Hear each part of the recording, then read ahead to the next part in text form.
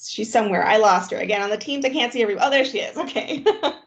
So thank you again for joining us. And as Dr. Esmacher was saying, if you have questions, you can put them in the chat, or there's also a raised hand icon. You can use that during the presentation, and then maybe at the end of the presentation, if there's a lot of questions we can discuss, or maybe taking a look at the time if we want to save the questions for the end, we can kind of see how it goes. Okay. Did I forget anything, you guys? No? Okay, good. Sounds good. All right. So I'm just going to take a quick picture of my screen because I should also mention that this event is sponsored by several entities, both within and outside of EPCC. And I want to make sure that I recognize everyone. The first entity is the Texas Faculty Association, which is a union for higher ed in Texas. And so we've always done the local chapter, the El Paso chapter for higher education. They've always done voter registration. Now, of course, we can't do that on campuses since all the campuses are closed or minimal people. So we opted for this alternative.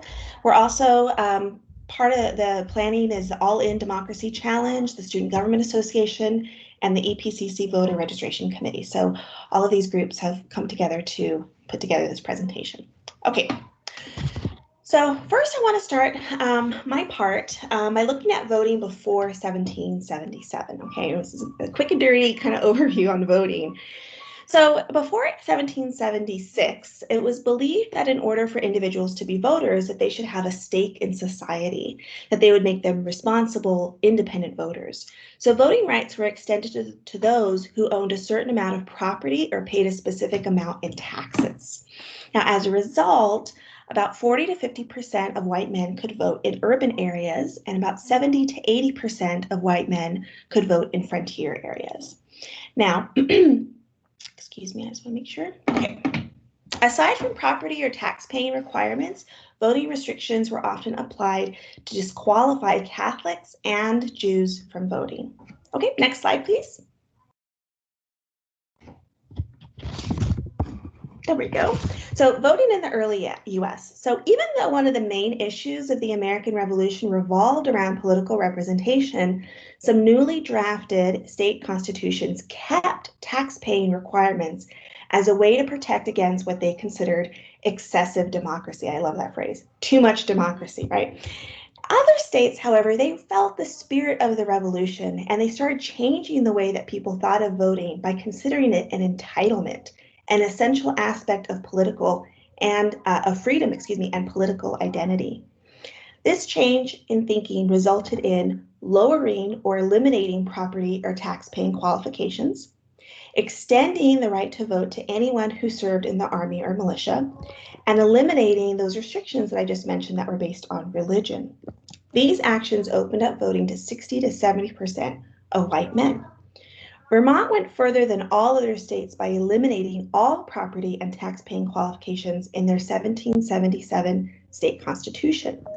Now on the board, or on the slide, we can see what about women and African Americans. In 1790, 6 states allowed free African American men to vote. These are Maryland, Massachusetts, New York, North Carolina, Pennsylvania, and Vermont. Now, Maryland is going to rescind this right in 1801. This signals a shift in the voting rights where the restrictions are to be more and more based on race and gender rather than on class, rather than who owns property or pays taxes. Now, as for women, even though Abigail Adams called on her husband, John Adams, to, quote, remember the ladies in the creation of laws in the new nation, and many women rallied to support the Patriots during the Revolution, the franchise was not extended to women in any state except New Jersey between 1776 and 1807. Now, if you're a woman, you still need to qualify by owning property and be 21 years of age or older, which qualified about 10,000 women to vote. Women, instead of the franchise, were thought of as being contributors to the new nation through the concept of Republican motherhood as mothers. Okay. Now, these are laws set in state constitutions. The United States Constitution doesn't place any restrictions or protections on voting, leaves the issue completely to the states. Okay, next slide. Now, demands for universal male suffrage, white male suffrage, I should clarify, grew from several factors. Economic uncertainty surrounding the Panic of 1819, territories who expanded the vote to attract settlers, and political parties who just wanted more supporters. By 1860, all states except for North Carolina removed property requirements for voting, although you still might be excluded if you were considered a pauper, if you were a felon, and or if you failed a literacy test or didn't meet the residence requirement. Now, the so-called Dorr War or the Dorr Rebellion was fought in Rhode Island in order for universal white manhood or male suffrage to be adopted in that state. In Rhode Island, property requirements for voting were so strict that in 1841, a little over 11,000 people, 11,000 out of 26,000 adult males were qualified to vote. And this number really didn't reflect the increasingly urban and landless population of the state. In 1841, a People's Convention was led by Thomas W. Dorr, who's you can see on the slide. This People's Convention drafted a new constitution that initiated universal male suffrage and elected Dorr as governor. Now, the actual Rhode Island governor declared the meeting and Dorr in insurrection and called on the state militia to come in. Dorr would be found guilty of high treason and imprisoned, but his movement did result in a new constitution in 1843 that extended the right to vote to all tax-paying native-born adult males, including free African-American men. Rhode Island will join Maine, Massachusetts, New Hampshire, and Vermont in extending voting rights to free African-American men. Next slide. Okay, so I want to turn our attention to this portrait up here at the top. I don't know if you can see my mouse or not, my little arrow. This is an 1852 portrait titled The County Election by George Caleb Bingham, and it depicts Election Day in Missouri. So I want to ask you guys, what stands out to you in this picture? What is going on here? Does anyone want to volunteer an answer? Maybe they're all white men. That's one. Yes. So we can see what happens on Election Day. Okay, we've got some drinking going on here. We've got a little over drinking happening over here. We have a man, it looks like maybe drank a little too much, but might still be headed into to deposit his ballot. We have a person here taking a vow that they were, aren't going to vote anywhere else. They have an older gentleman here who's coming out from the vote.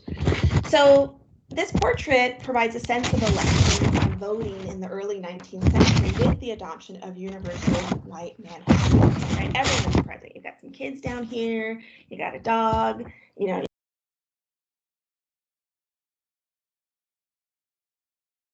Oh, Vanessa, we lost your audio there. Yes, I just got it back. So what I was saying is that everyone is discussing, right, with one another, the issues, they're debating, they're going to go into vote, they're going to come out and have a drink. It's a good time. Overall, the adoption of universal white manhood suffrage in the early 19th century opened up opportunities for white men to engage in politics in exciting ways. They're voting on Election Day, like what we see in the portrait, but there's parades, there's mass meetings, conventions. People are reading published materials like newspapers. They're very much engaged with politics, and many of these newly enfranchised voters would flock to Andrew Jackson, thus ushering in this era, a nickname for this era, the Age of Jackson, also known as the Age of Democracy. As Manny pointed out, right, if we look at this portrait again, and we see a lot of white men, who is missing? Women, African Americans, Native Americans. We see some people missing in this portrait, and we really do have to point out that calling this time period the Age of Democracy overlooks the real way the franchise was defined by race and gender. In most states, free African Americans were explicitly denied the right to vote. African Americans and women were increasingly considered intellectually inferior, and women were too fragile and too domestic to be trusted with the right to vote, to be trusted in a scene like this. However, as women became more involved in social reform movements and abolitionism, they began pushing for the expansion of the franchise to women. So we can see this drawing down here at the bottom, right? Can you see a difference in who is present? Just look for the big skirts, right? So this is a drawing of the Seneca Falls Convention in 1848, where the Declaration of Sentiments will be drafted, and included in this document is a demand for the right to vote for women. It would take another 70 years to make that a reality. For African American men, it would take a war in order to be able to exercise the right to vote. So next slide. For African Americans, voting rights was an essential part of claiming American citizenship, both prior to the Civil War and after. But President Andrew Johnson, Republicans in Congress, and white Americans, Southerners and Northerners, were divided on the issue. The 15th Amendment, approved by Congress in 1869 and ratified in 1870, finally decided the issue by prohibiting the federal and state government from denying any citizen the right to vote because of race. As a result, African Americans served in every level of government and exercised their voting rights, as we can see here. If we look at this image here, we have the man. We can assume it was, a field hand. We can have the man who's, an emerging businessman, and we have the man who, served in the Union Army. However, white Southern Democrats would work to deny African Americans access to the polls through terror and violence, as we see through the actions of the Ku Klux Klan, but also by retaking state legislatures and imposing literacy tests, poll taxes, grandfather clauses, and other restrictions to significantly impact voter registration of African Americans. For example, in Mississippi, 9,000 of 147,000 African Americans of voting age qualified to vote under those restrictions. In Louisiana, the number of registered voters fell from 130,000 to 1,300, a little over 1,300. The 15th Amendment marked a victory for African American men, albeit a limited victory, but it didn't do much to help women because the amendment didn't specifically extend voting rights to women. Now, some states did allow women to vote, like Wyoming and Utah and Colorado, and depending on where you lived, you could vote in municipal elections or some other kind of special types of elections. But I'm going to let Dr. Esmacher expand on women's suffrage in the 20th century, expand on that. All right, thank you, Vanessa. So I have now, as we move into the 20th century, and picking up off of where Professor Camacho left off, she already mentioned that women first formally articulated the desire to vote back in the Seneca Falls Convention in 1848. Women identified the right to vote as the most important element of the women's rights movement because they knew that when you have the vote, you have the power to enact change. So voting they saw as the key to changing all other kinds of things for women. So as Vanessa said, women don't have very much success in, excuse me, the 19th century. In fact, the debate over the 15th Amendment, when it was being ratified, actually ends up tearing the suffragette movement apart for several decades, because there were some women who saw the 15th Amendment as a victory, right? Baby steps, even though it didn't include women. And there were other women who said, no, why should non-white men get the right to vote before white women? By the time we get to the early 1900s and World War I, the suffragette movement has picked up steam again. They've reunited as one.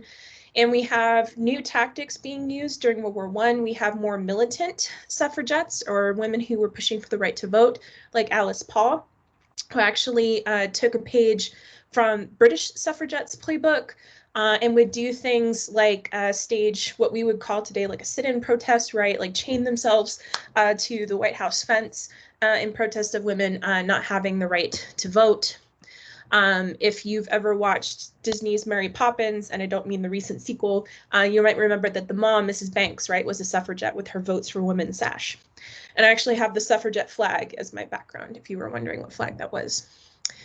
So more militant push by women to get the right to vote, coupled with their service, not only on the home front, but also in the armed forces during World War I, made it so that Congress finally addressed the right to vote for women after, as you can see in this image, many Western states had already moved to allow women to vote in their states, but women still could not vote on a nationwide level, as you can see here, right? Lady Liberty carrying the torch from the West, the enlightened states that let women vote first, and trying to carry freedom to the masses of women in the East. So the 19th Amendment that says you cannot discriminate on the basis of sex in voting will be ratified and go into effect in 1920. So we are now at the 100-year anniversary of the 19th Amendment going into effect. So ladies, we've only been able to vote for 100 years. Now, Vanessa mentioned limitations on voting. I wanted to talk a little bit about the ways that it worked, because the 15th Amendment said you could not discriminate on the basis of race. That didn't end discrimination against non-white voters, not only African Americans, who the 15th Amendment was drafted primarily thinking about, but also Asian American immigrants and Latinos in the United States. The grandfather clause was some states trying to prohibit African Americans and immigrants from voting by saying that you could not register to vote unless your grandfather was eligible to vote. So you can see how that would rule out African Americans, right? Because their grandfathers likely have been enslaved. That would rule out immigrants, right? Who'd recently arrived to the country. And so that is actually banned by the Supreme Court in 1915 in the case Gwynne versus the United States. Poll tax was that you had to pay to vote. Anybody have any idea who does this rule out? If you have to pay a tax to be able to vote. The poor. The poor people, right. So again, largely thought about how they could restrict African Americans, but also ends up catching a whole lot of poor white people and other groups in as well. Literacy tests were not as simple as can you read? Literacy tests were often very specific tests that would resemble more like we would think of as the citizenship test today, or asking you super specific questions. Like, for example, who is the current Solicitor General of the United States? Can anybody answer that question off the top of your head? Probably not, right? Many of you are probably like, I have no idea what a Solicitor General does. They argue cases for the government in court. So literacy tests were meant to be very difficult, and the answers were meant to be subject to interpretation. And basically, the person giving you the test got to decide whether you passed or not. And this was, you had to take a literacy test if you couldn't prove that you had education past the 4th grade. Intimidation of voters, Professor Camacho also alluded to groups like the Ku Klux Klan terrorizing people to get them to not vote. We have in Louisiana the Colfax massacre that takes place during Reconstruction, in which African Americans trying to vote were killed by a white mob.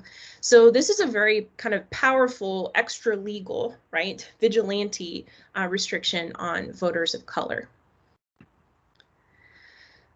So all of those restrictions technically weren't, except for the grandfather clause once it was overruled, technically weren't illegal because they weren't restricting anybody on the basis of race or sex.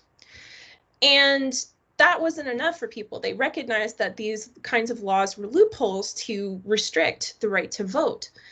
And so we see this push for voting rights all across the United States, but especially important to the African American civil rights movement in the 50s and the 60s. In 1964, the Civil Rights Act passes, and it does a whole bunch of things that are great and wonderful that work to try to end segregation, but it doesn't address voting. And that key thing being left out led to activists trying to highlight the need to pass a law to reform voting to end some of these shady tactics to prevent people from voting.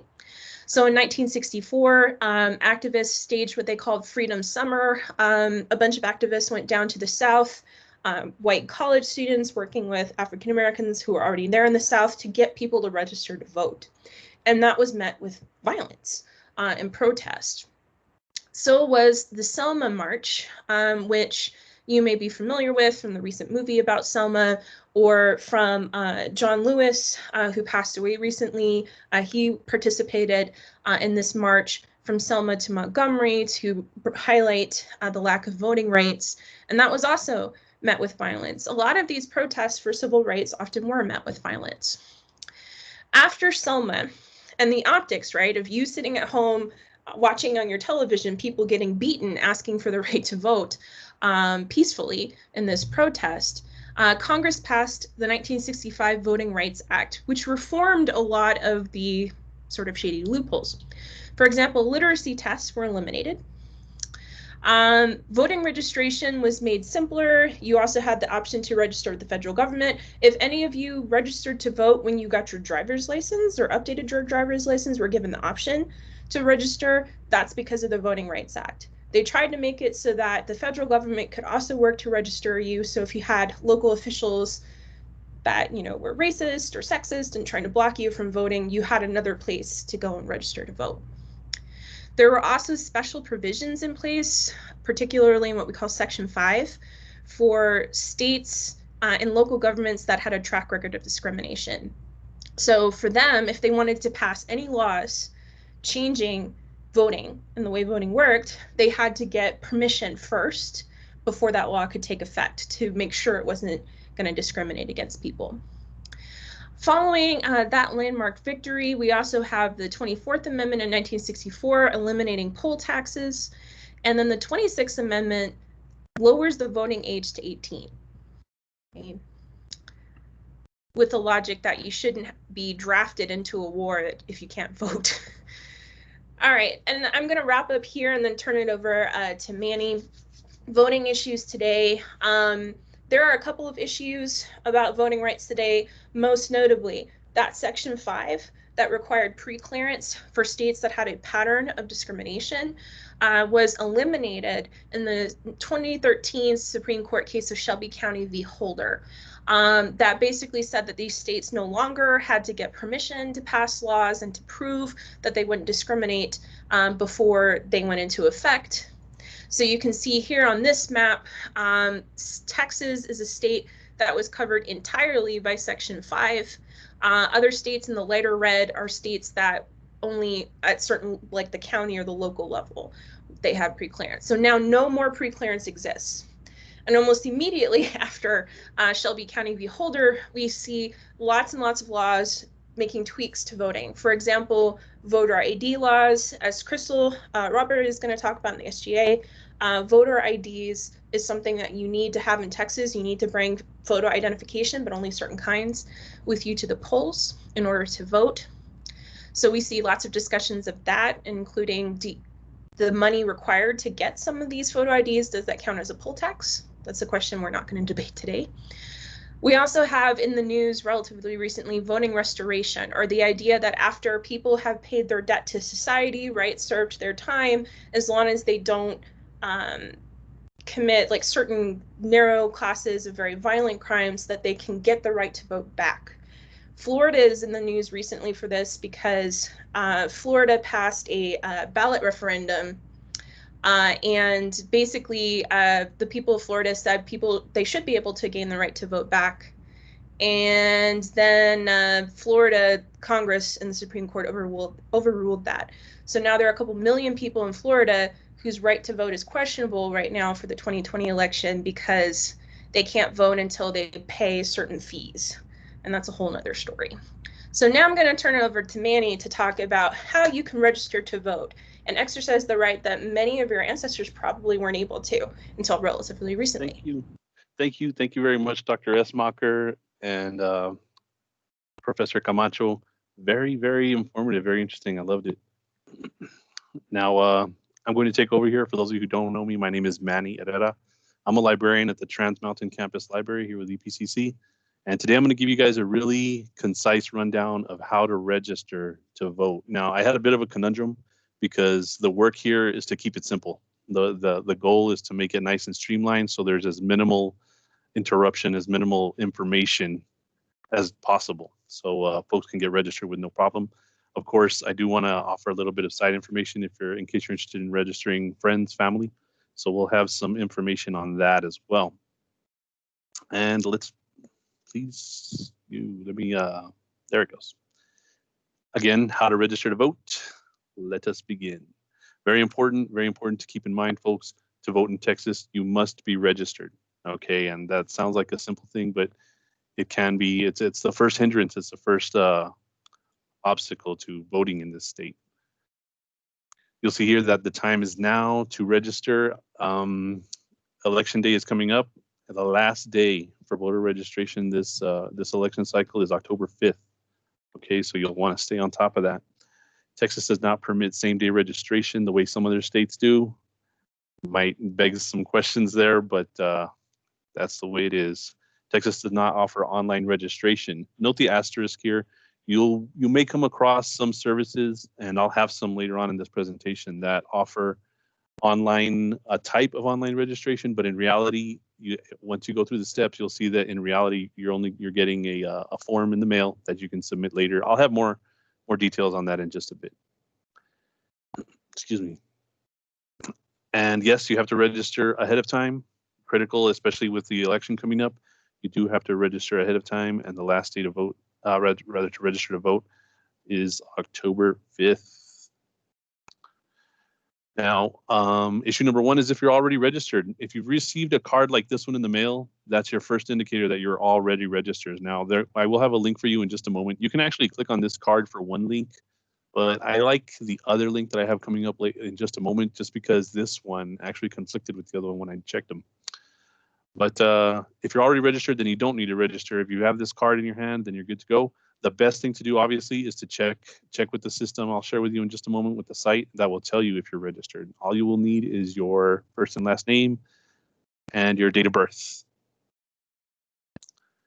For the rest of us, this serves as an example of what to expect in the mail when you do register. When you've registered properly, you'll receive one of these in the mail in a matter of weeks. And this will, now, Crystal Robert will have the full details on that, but this should serve as your ticket, your proof that you're good to go to vote. Now, there's kind of a logic conundrum here. This card is not required to vote, but it is definitive proof that you are registered to vote. So when you go to vote, it's easiest and fastest if you have your card with you. If not, there are other ways to get in there and get your vote counted. For replacement of this card, you can call this telephone number, provide your full name and address, and they will mail you. U.S. Postal Service will get you a new card. Now, the downsides, another obstacle to voting, not everyone is eligible. Whoops, not everyone is eligible to vote. I may have lost this here. Does everyone see this slide? Not everyone is eligible to vote. You've got it. Yep, you're back on it. To register to vote. Okay, cool. You must be a U.S. citizen. That's the law. It's limited. Voting in this country is limited to U.S. citizens. You must be 17 years and 10 months of age or older. Let me take a moment to emphasize this. Actual voting has a different age requirement, but for registration, you need to be 17 years of age and 10 months, 17 years and 10 months of age. And of course, you must be a resident of the county. Now, a lot of the information I prepared was for El Paso County, but of course it carries across Texas. Whichever county you're in, that's where you'll be voting. And of course, you must not be a convicted felon. This is one not everyone is. Melissa touched on this. Not everyone is familiar with this. A lot of crimes will bar you from voting. Now, there are some exceptions unless your sentence has been completed, including probation or parole, or you have been pardoned or otherwise released from the resulting disability to vote. And you must not be a person determined by final judgment of a court exercising probate jurisdiction to be totally mentally incapacitated or partially mentally incapacitated. So those are some more hurdles, more requirements for voting here in Texas. Now here we have, you'll see it says click here. I would hold off on that. I have a better option in just a moment. This is best for folks who want to download this form in order to hand it out. Okay, now if you're interested in downloading forms for friends or family, you may use this option. However, there's a better option coming up later in this presentation. This is a Texas voter registration application. You'll see here there are 9 simple questions. Numbers 6 and 7 are optional. You do not have to check a gender box, and you do not have to provide a telephone number. Again, if some of those things were required, it would block some people from wanting to vote. One of the best features about this is that you can just drop it into a mailbox and the USPS will deliver it. This is 2020. I have to explain that it will be United States Postal Service form of mail, not electronic mail. But alternatively, you can hand it to a volunteer deputy registrar.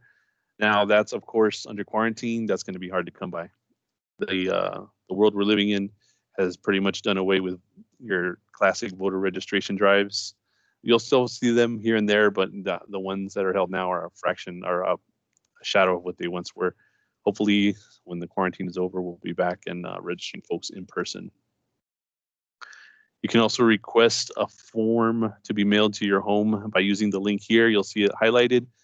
Now, for those of you who are planning to participate in our contest in just a moment, I would hold off on those links. I can scroll back on this presentation if you need to click on those links in just a moment. Your registration becomes effective 30 days after it's been accepted. And lastly, the EPCC Voter Registration Committee offers registration assistance. If you need help filling this out, if you have questions, you can contact me via email. My email is mherre66@epcc.edu.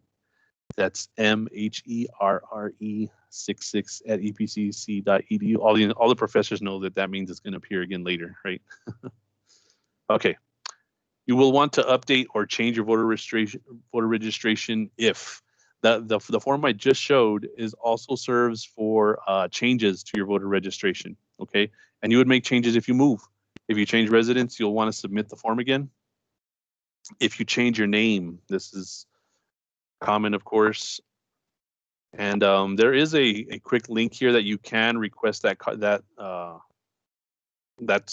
card using an online link. And I have it here for you again. I would hold off on clicking on that unless you're pretty quick, pretty savvy with the links. You can click on it and come back to this presentation. And of course, the last option is if you want to change your political party affiliation for voting in primaries, you often by the political party will require that your voter registration card depict which political party you're a member of. Actually, Texas is the open primary state, so you don't actually have to show that you're registered. So yeah, yes. Texas is one of those weird states where you can just pick, you can't vote in every primary, but you pick what political party, and I think that effectively does register you, because I never registered for one political party, but now I am registered for that political party after voting in their primary. That's right. That's absolutely right. I apologize. And lastly, I have a handy brochure here provided by the El Paso County Elections Department. It has a lot of answers to frequently asked questions. It's a really cool little brochure. I encourage you guys to check it out.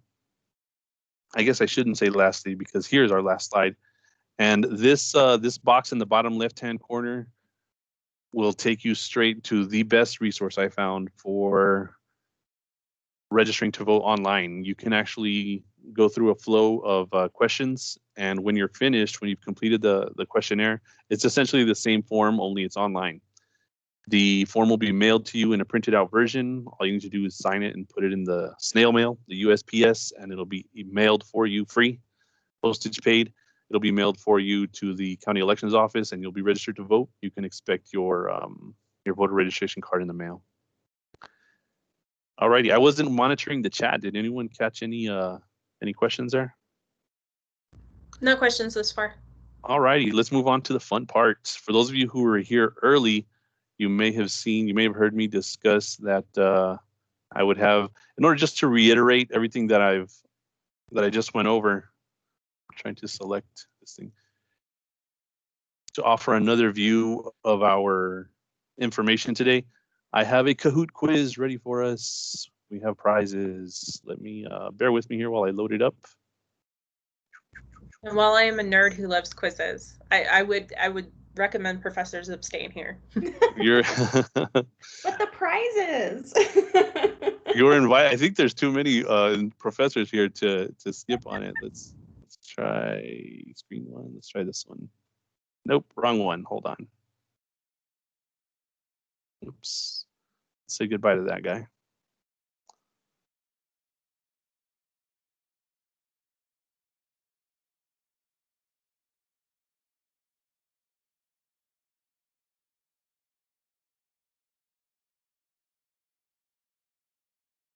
Okay, is everyone able to see what I'm looking at here? That is not the right screen.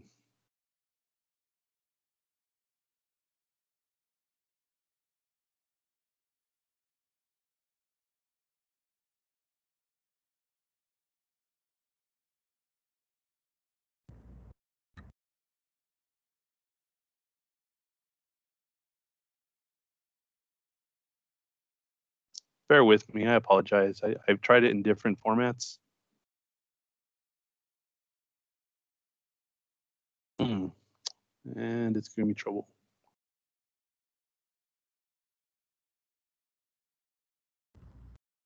You can still participate by reading out the questions, right? So long as we have the game pin. Right, the game pin. I'll read the questions as quickly as I can. I would have to be a really fast reader, but remember that you get extra points for time. So you'll want to be quick with the buttons. For those of you who are not familiar, you'll want to join at www.kahoot.it on your devices. And like I mentioned earlier, we have a first place card of Chili's, and it's a $15 gift card and a $15 gift card for second place for Domino's Pizza. Both great stuff. We're waiting for players. Does everyone see it okay? The pin number is 1817 209. Dr. Smasher, I can guess who that is. We'll give everyone a moment to log in. And like I mentioned, I find this to be just a really fun way to reiterate all the information that I gave. Just because, like I said, I try to keep it short, try to keep it simple. 4, 7, 8. This is tricky. For those of you who are worried, this is more about paying attention and memory, and of course, paying attention to those voter registration details more than it is your education level. Those of you who are intimidated by doctors. Oh, we're still waiting. Okay, here we go. We'll wait. We'll give folks a moment to check it out. For those of you who missed it, you'll want to go to your device. Specifically in mind, I'm thinking cell phones. Go to your cell phone, navigate to a browser page, open up a browser page, and type in Kahoot, www.kahoot.it. And when you do that, you'll be prompted to enter that game pin. You'll open up a page that asks for that game pin. Every time I think we're ready to start, we get more players. Just type in that section where it says game pin, enter that 7-digit number, and you will be in like Flynn. Say we should do a going once, going twice. Going twice, here goes.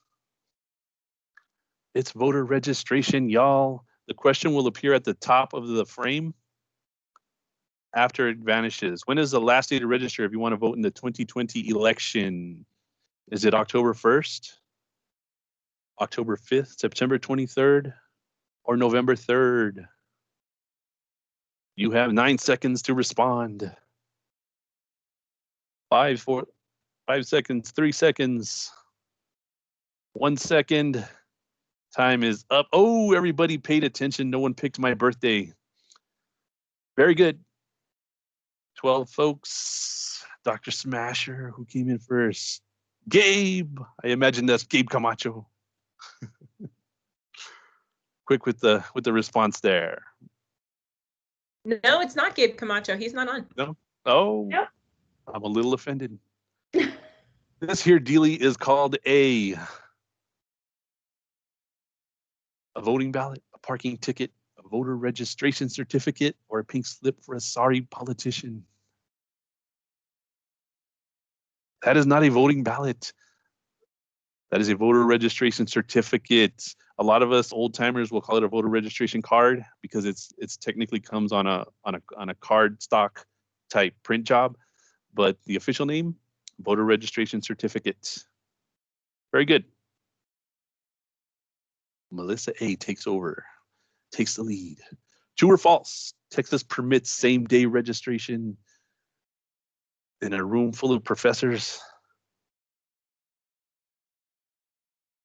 12-1. False. Texas does not permit same-day registration. Important to keep in mind, guys, kind of the point of what I was telling y'all is to be sure to register ahead of time. Be sure to register ahead of time, because if the October 5th gets by you, you will not be able to vote for this election. But any election that comes up, you do need to be registered ahead of time. True or false, Texas offers online registration. I tried to take a moment to emphasize the difference here. Boom, everyone's in. Speed demons in this course. Oh, Melissa A taking.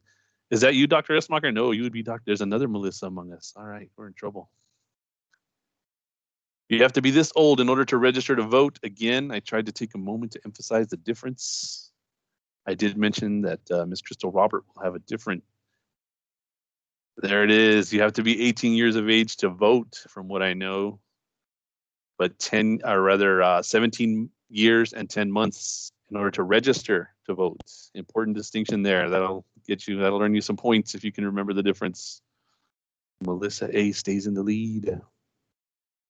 True or false, voter registration certificate is required. Your voter registration certificate is required to vote. True or false? You must present your voter registration certificate to vote. I tried to take a moment again to explain the logic issue there. Yes, the answer is false. You do not have to produce your voter registration certificate. Now, one will definitely exist or will have existed if you've registered to vote. But if you lose it, if you don't have it, there are other ways to prove you're registered when you go to the polls to vote. And Crystal Robert, again, will have more information on that for us in just a moment. Ms. Melissa A stays in the lead. Question number 7, which of these is not a requirement to register? To be a felon? To be of age, to be a resident, or to submit a form or have it submitted for you? Correct. Trick question, folks. You must not be a felon in order to register to vote. Okay, keep that in mind. You must not be a felon in order to register to vote. Now, for anyone here, or if you have friends or family, please contact me if you're interested in learning on how to apply for a pardon. I found great information on that, but I would have added a lot of information for a small audience for this presentation. A lot of time, rather. Oh, Melissa A loses the lead. Question 8 of 10, there are only 3 questions remaining. Which of these is not a reason to submit a registration form? Change of political party affiliation, change of address. I'm down for anything. You're not registered. Very good. I guess a $15 gift card isn't much to this group, but the correct answer is change, or rather, yes, I'm sorry. No, I have it backwards. That is not the reason to submit a registration form. Yes, I thought I had a room full of jokers, but yes, that's the wrong answer. That's the wrong answer. Very good. Okay, I'm lost in my own assignment here. All right. Second and third place switch positions. It's neck and neck. This here Kajigger is an example of a concert ticket, an Uber receipt, a Texas voter registration application, or a paternity test. Very good. That was more of a speed question. Let's see if anyone who's the fastest readers. Dr. Smasher comes in to third and Melissa A moves into second. Here we go. I think this is the last question and this is the hardest by far. Let's test your memory. The El Paso Community College Voter Registration Committee will deliver a Texas voter registration application if you contact MHERE6@epcc.edu, MHE66@epcc.edu, Manny, just holla, or MHERRE66@epcc.edu. 9 people with the memory. Oh my goodness, I would not have remembered that. I definitely would not have remembered that. Just tell you to holla. But you know. That'll work too. But the technical answer, the best way to do it, number 9, MHERRE66@epcc.edu. Now that's definitely, you can also get help there if you're looking for help filling out a Texas voter registration application.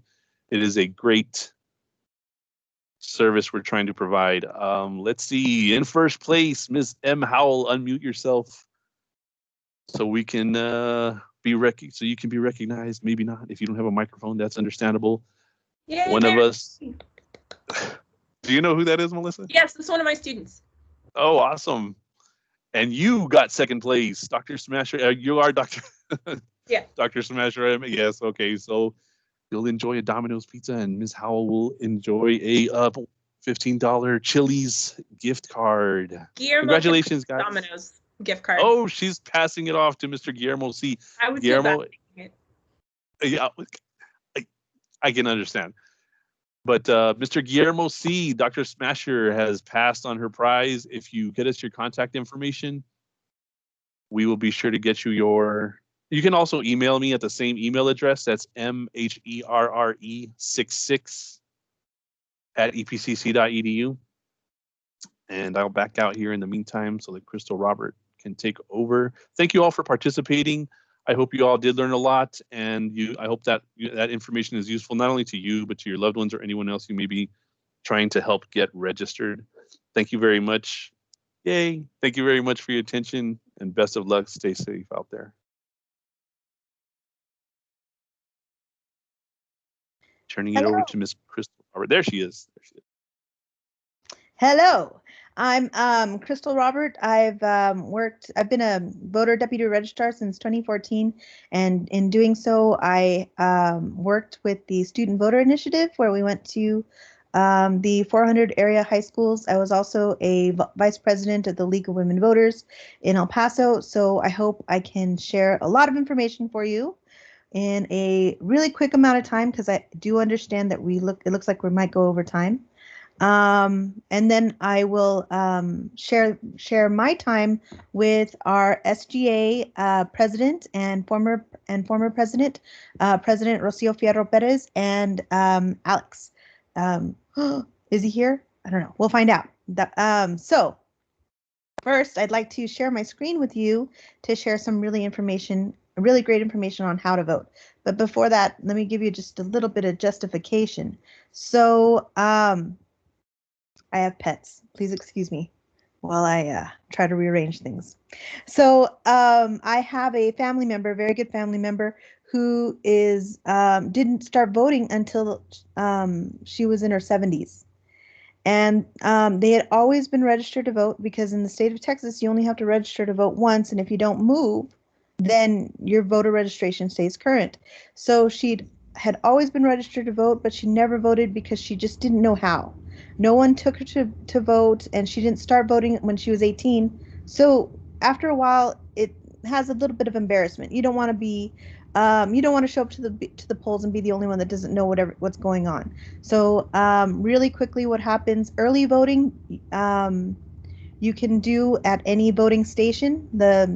The rules have changed for the pandemic, so you can go to any early voting station. Our early voting period is going to be from October 13th to October 30th, and I'll set up the voting stations for you there. You show up, you bring one of your identifications for voting. You're going to walk up, hand it to the person that is behind a table. Right, they'll call you over. They'll say, "Hey, bring me your ID." You sign a form. They sign off on it and check out your information, and then you're handed a like a written it's a blank ballot, right? Because before we didn't have those blank ballots. It wasn't done on paper. It wasn't done in hard copy. And you're going to stick this ballot into the voting machine, and then when you're done, it prints out. So that's the basics. Okay. It has changed a lot since I was 18 years old. You used to go in with a written ballot, and then they have this really fancy little card that looks like a debit card for a while, and now we're back to paper ballots once more. But there has been some changes due to the quarantine, and I'll set you up for that too. First, I'd like to share my screen with you.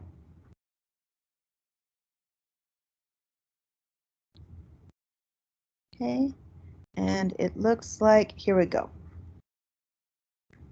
So I hope you are seeing what I'm seeing, correct? Yes, thank you very much. Okay, this is one of my favorite websites for anyone. Yes, sorry. Thank you. Okay, for anyone who really wants to nerd out, this is the El Paso County Elections Office website, epcountyvotes.com. It was actually created by a local web designer, and that's, I think, really exciting. It's also one of the top like 50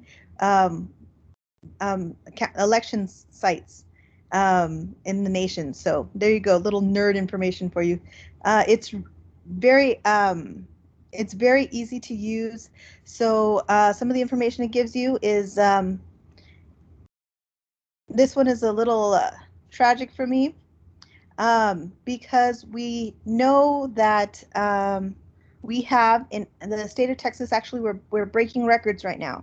Since the last election, we've registered to vote 1.5 million. Since the last presidential election, we've registered to vote 1.5 million people, and we have a total of 16.6 million registered voters in the state of Texas. However, in areas, and especially our area, we don't have a lot of people turning out at the polls. So even though we have in El Paso 480,463 registered voters, in the last election that took place in July of 2020, we only had 40,699 people actually turn up to vote. So this is the most important part, is getting your body out there to the election station. Okay. I mentioned to you that you'll need certain forms of ID. So these are the acceptable forms of photo ID that you can use. It's your driver's license, your election ID certificate, your personal ID, a handgun license, right? In the state of Texas, that's what we'll take from you. The U.S. passport, okay? Or you can have supporting documents. And those supporting documents are government documents, utility bills, bank statements, government checks, a paycheck, and so forth. So that's the kind of documentation that you're going to go over, hand to the poll worker when you arrive at the election station. Okay, so we have the early voting. If you'd like to vote early, you can vote anytime between October 13th and October 30th at these early voting stations. Please excuse me, because they used to be called polling stations. They were called polling sites.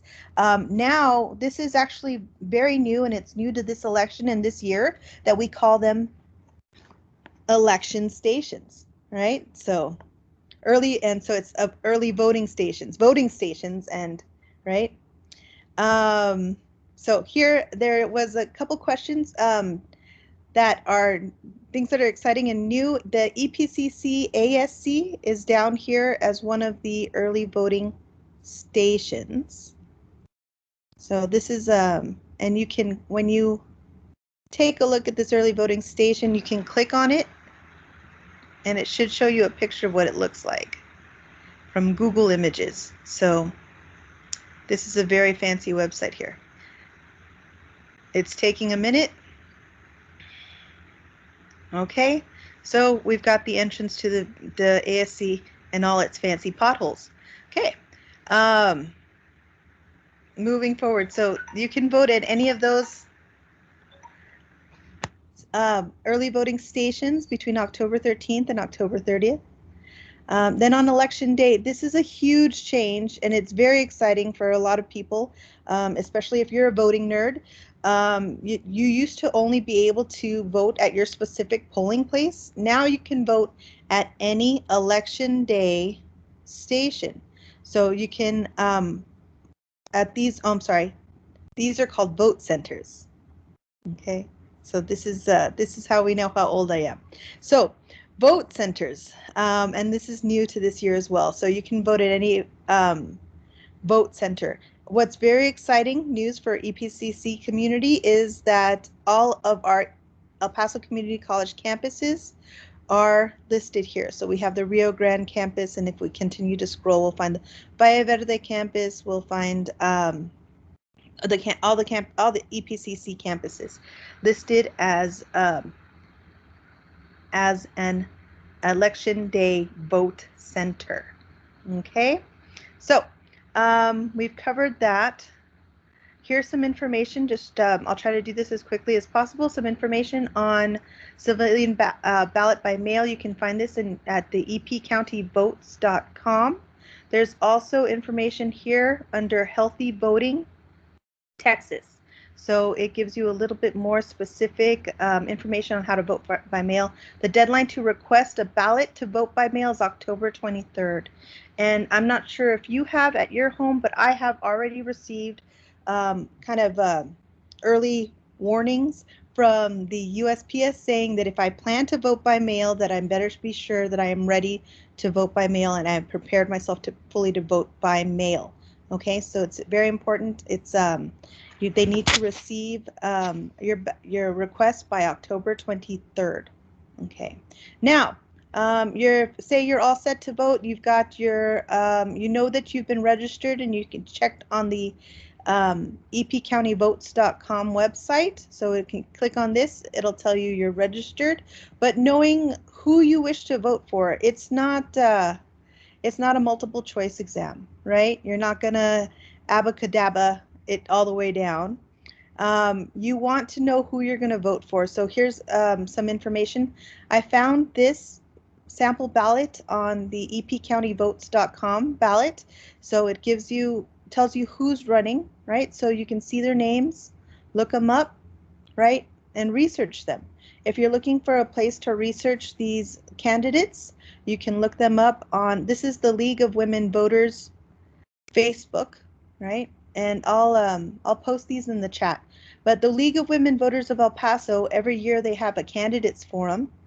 And unfortunately, it looks like they're standing a little too close. Let's pretend that didn't happen, okay? So here, this is 6 feet away. They're speaking with the city representative candidate. I believe that's Aaron Montes. But they went through every district for the candidates, and also this is the mayoral election, and it's an hour and 20 minutes so that you can take a look and learn for yourself who you want to vote for. You can also look it up on Vote 411 Texas, and the Texas Tribune also offers your Texas 2020 November ballot. All you do is you enter your address, and it'll come up with your the ballot for your area in your specific district. Okay. And Chris, you can enter your address and get a personalized ballot based on where you live on the EP County Votes site, correct? Yes, that's correct. You can do it here. I'm not gonna do it for you. I'm sorry, but this is what I got. This was mine. So when I entered my my address, this is what I got. And if you accidentally saw my address, I'm moving. So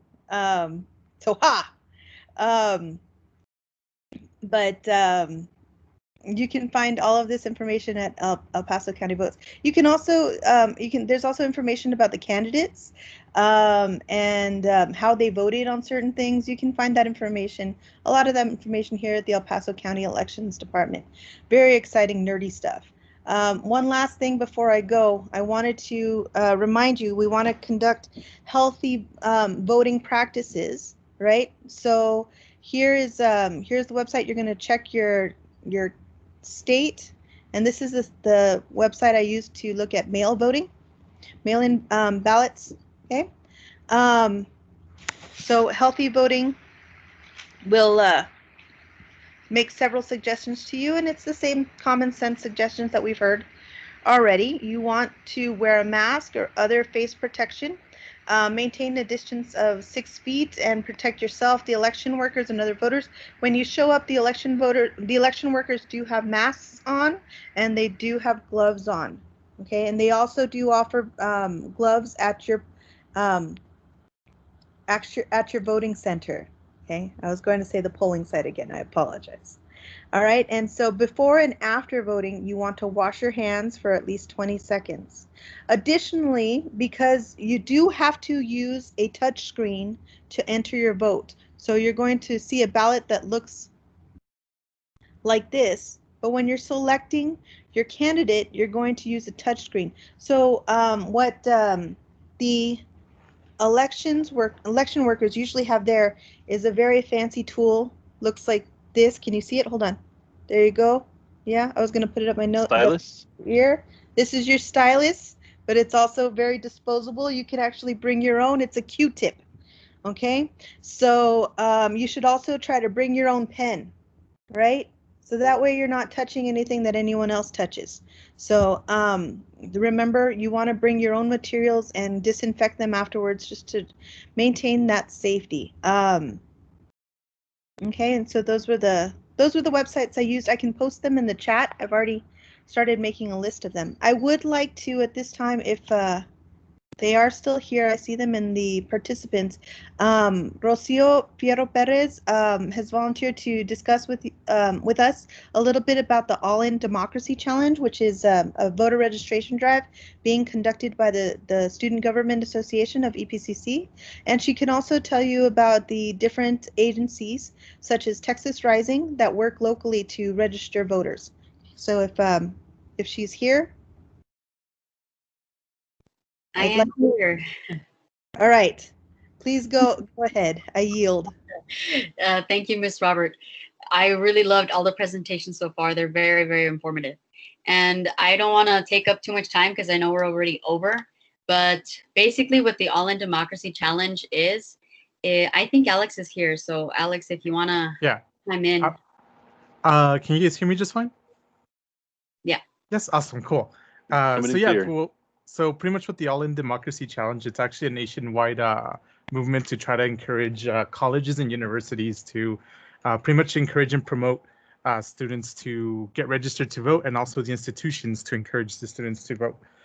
We took this on, I believe it was in early May, late April, and pretty much what it's does, it's just a challenge. You know, you try to register as many students as possible, and we also have a plan as well. So currently, we're pretty much we submitted a plan that to encourage, student engagement and also voting as well when it comes to civic engagement and everything. But they gave us a little bit of time to pretty much, renovate the whole plan because, COVID thing happened. Also as well, everything of our plans was based to be in campus and not everything online, and everything got moved to an online campus pretty much program and everything from there. So we pretty much changed quite a bit of our plans and things like that. So a couple of things that we've been doing is just pretty much trying to get our students more engaged when it comes to not only the national elections and also the local elections. So last Friday, we actually had a presentation when it comes to pretty much showcasing the local candidates, just the same thing as how the League of Women Voters did, but just pretty much in a more local level, I guess, kind of or not local level, but more to the access of our students as well, and everything from there. So that's pretty much like kind of like some ideas that we've been doing and things like that. I can't think of any right now at the moment, but if I do, I'll totally interrupt Rocio in the process. So, but if you want to go ahead and talk a little bit about Texas Rising. Oh, another thing that we did as well is we actually registered students to vote on new student orientations as well. And then we actually used Texas Rising's tools to pretty much be able to send out a ballot to the students and for them to just sign and then send back to be officially registered to vote. But Rocio will tell you a little bit more in detail about that. See, cool transition by me. I'll promise. So two of the most important things that we're working on right now is trying to register students the way everybody else is doing, but we're also trying to encourage people, especially young people, to become poll workers because of the pandemic. Historically, the people that run the elections locally at all of the polling locations are people that are older, and because they're at a higher risk, we want young people to step up and take on that responsibility. And we are encouraging a bunch of people. I meet with student clubs and organizations at UTEP, EPCC, and different organizations throughout the city. And so we're trying to encourage people to become poll workers because El Paso County was approved for 150 polling centers. And so that's a lot of locations, and we want to make sure that we're able to fulfill all of them, because if we don't have enough poll workers, we don't want to be able to, we don't want to have to close down any locations. And so something else that we are encouraging people to keep in mind is that we're anticipating more voters that have never voted in the past, and that their first language may not be English, which is why we're asking for people that are bilingual or can speak Spanish to participate as a poll worker, because we want to make sure that we're eliminating any barrier that someone may come across. And so hopefully we can get at least one bilingual poll worker at every single station in case they would ever have to come and explain it in Spanish to someone. This is a paid position. You're not just volunteering there. But you do have to be a registered voter in Texas. You need to be 18 years of age, of course, and you get paid, I believe it's $12.50 an hour. So if you're interested in that, all of the information is on that website. What Ms. Robert said is completely true. That is the best website to use, the EP County Votes. Everything that you could possibly need is there.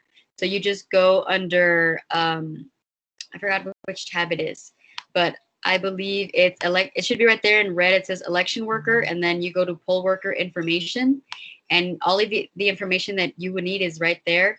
You would have to register under the party that you are in. So if you're registered in El Paso as a Republican, they have the contact for the Republican Party, and you would talk to them, and they would assign you to a polling location if you wanted to do early voting or on election day.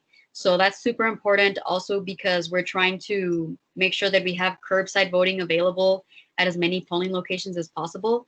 If you don't want to get out of your vehicle and go inside and touch any of the machines, you don't have to. You can do curbside voting, which is basically you are in your vehicle and a poll worker comes and brings you your ballot to your car. Obviously, they will still check your identification, make sure that you are a registered voter.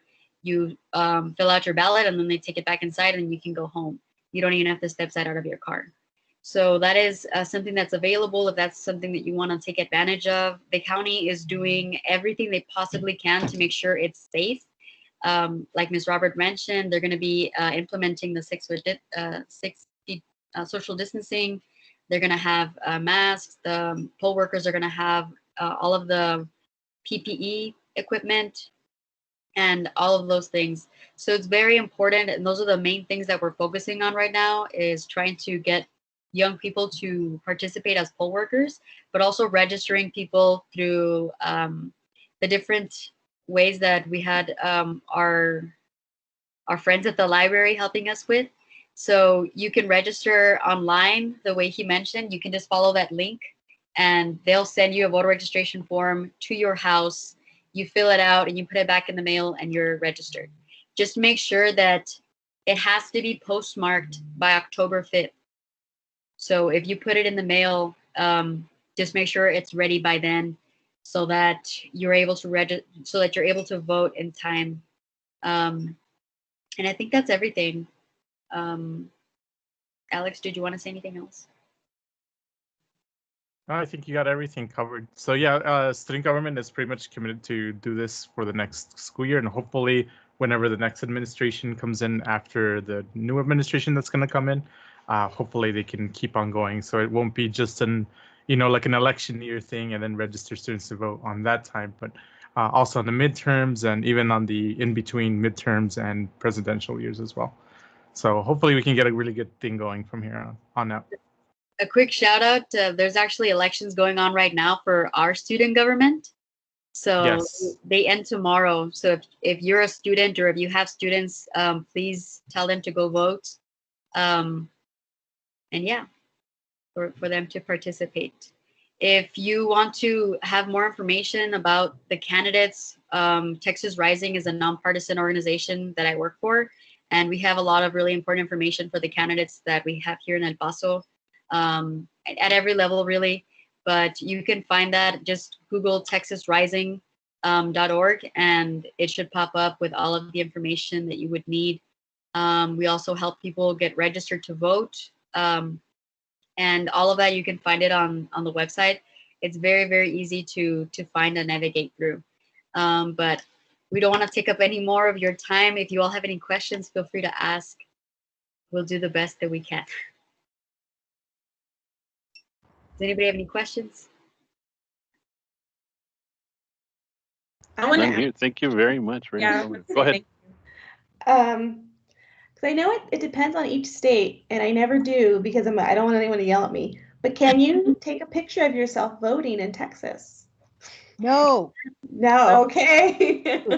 not in the polling location, but you can do it like outside, I believe. Yeah, but not like, here's my ballot. No.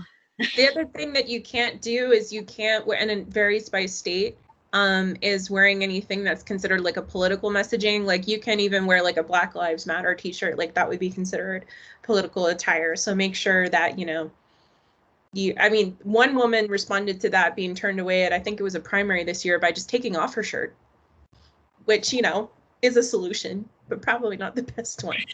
So don't wear your election gear to go vote. And you cannot approach the polling site. You can't be within a certain yardage of it. They do have signs marking. When I was a reporter for the El Paso Times, I wasn't, even as a reporter, I couldn't go any further and ask the